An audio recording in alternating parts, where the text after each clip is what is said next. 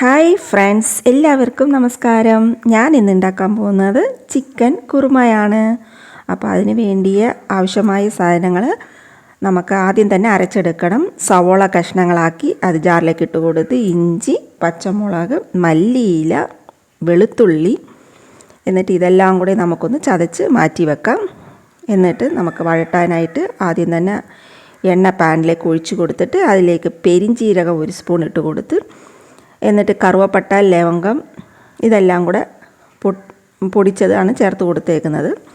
എന്നിട്ട് നമ്മൾ അരച്ച് വെച്ച സാധനങ്ങളും കൂടെ ഒന്ന് ചേർത്ത് ഇളക്കി കൊടുക്കുക. അതും കൂടെ ഇളക്കി കൊടുത്ത് നല്ലതുപോലെ ഇളക്കി കൊടുക്കണം. പച്ചമണമൊക്കെ ഒന്ന് മാറി വരട്ടെ, അതുവരെ നല്ലതുപോലെ ഇളക്കി കൊടുത്ത് മഞ്ഞൾപ്പൊടിയും കൂടെ ചേർത്ത് കൊടുത്ത് അതും കൂടി ഒന്ന് ഇളക്കി കൊടുക്കാം. എന്നിട്ട് 2 സ്പൂൺ മല്ലിപ്പൊടിയാണ് ഞാൻ ചേർക്കുന്നത്. അതും കൂടി ചേർത്ത് കൊടുത്ത് അതും കൂടി ഒന്ന് മൂത്ത് വരുന്ന രീതിയിൽ വഴട്ടിയെടുക്കാം. 1 സ്പൂണ് മുളക് പൊടിയും കൂടി ചേർത്ത് കൊടുത്തിട്ടുണ്ട്. അതും കൂടി ചേർത്ത് കൊടുത്ത് ഒന്ന് ഇളക്കി എടുക്കാം. ചെറിയതായിട്ടൊന്ന് മൂത്ത് വരട്ടെ. പിന്നെ ഞാൻ തക്കാളി സ്ലൈസായിട്ട് അരിഞ്ഞ് വെച്ചിട്ടുണ്ട്, അതും കൂടി ഒന്ന് ചേർത്ത് കൊടുത്തിട്ടുണ്ട്. അതും കൂടി ഒന്ന് ഇളക്കി കൊടുക്കാം. നല്ലപോലെ ഇളക്കി കൊടുത്തിട്ട് ലേശം ഉപ്പും കൂടെ ഇട്ട് കൊടുത്ത് നമുക്കൊന്ന് ഇളക്കാം. അപ്പോൾ അതിലേക്കുള്ള വെള്ളമയമൊക്കെ പെട്ടെന്ന് ഇറങ്ങിക്കിട്ടും. അതും കൂടി എല്ലാം ഒന്ന് വറ്റി വരട്ടെ, തക്കാളിയിലുള്ള വെള്ളമെല്ലാം. എന്നിട്ട് പിന്നെ വേവിച്ച് വെച്ച ചിക്കനും കൂടി ചേർത്ത് കൊടുത്ത് ഒന്ന് പതുക്കെ ഇളക്കി കൊടുക്കാം. ഈ മസാല എല്ലാം കൂടി ആ ചിക്കനിലേക്ക് യോജിച്ച് വരണം, എല്ലാം കൂടി ഒന്ന് സെറ്റായി വരട്ടെ. എന്നിട്ട് നല്ലതുപോലെ ഇളക്കി കൊടുത്തിട്ട് നമുക്ക് ഇതൊരു 10 മിനിറ്റ് അടച്ച് വെച്ച് ഒന്ന് വേവിച്ചെടുക്കണം. അതിലേക്കുള്ള മസാല എല്ലാം ഒന്ന് സെറ്റായി വരട്ടെ.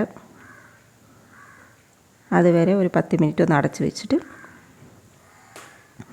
എന്നിട്ട് ഇപ്പോൾ നല്ലതുപോലെ തിളച്ച് വന്നിട്ടുണ്ട്. അതിലേക്ക് നമ്മൾ വേവിച്ച് വെച്ച ഉരുളക്കിഴങ്ങും കൂടി ചേർത്ത് കൊടുക്കാം. ചെറിയ ചെറിയ കഷ്ണങ്ങളായിട്ടാണ് ഞാൻ കട്ട് ചെയ്ത് വേവിച്ചത്. അപ്പോൾ അതും കൂടി ഇട്ട് കൊടുത്ത് ഒന്ന് ഇളക്കിയതിന് ശേഷം നമുക്ക് ഇതിലേക്ക് ചേർക്കാനുള്ളത് ഇനി ബാക്കി തേങ്ങയാണ്.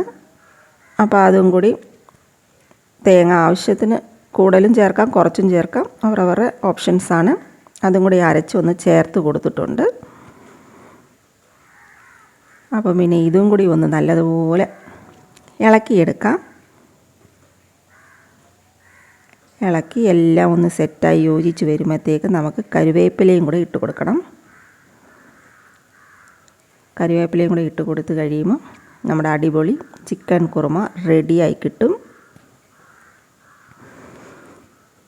ഇതേപോലെ എല്ലാവരും ട്രൈ ചെയ്ത് നോക്കണം, നല്ല ടേസ്റ്റാണ്. നമുക്ക് ചപ്പാത്തിയുടെ കൂടെയും പാലപ്പം,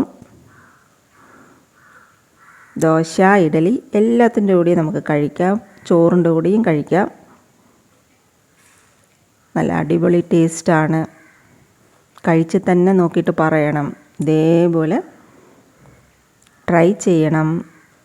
എല്ലാവരും ഇതേപോലെ ഉണ്ടാക്കി നോക്കണം. അപ്പോൾ എല്ലാവർക്കും ഇഷ്ടപ്പെട്ടു എന്ന് വിശ്വസിക്കുന്നു.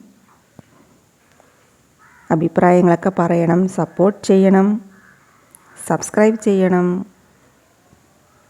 ലൈക്ക് ചെയ്യണം, ഷെയർ ചെയ്യണം.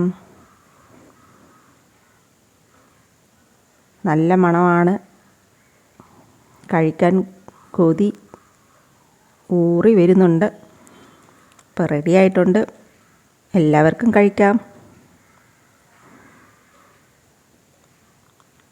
അപ്പം മറക്കാതെ ട്രൈ ചെയ്യണം, സബ്സ്ക്രൈബ് ചെയ്യണം. Thank you for watching. Bye bye.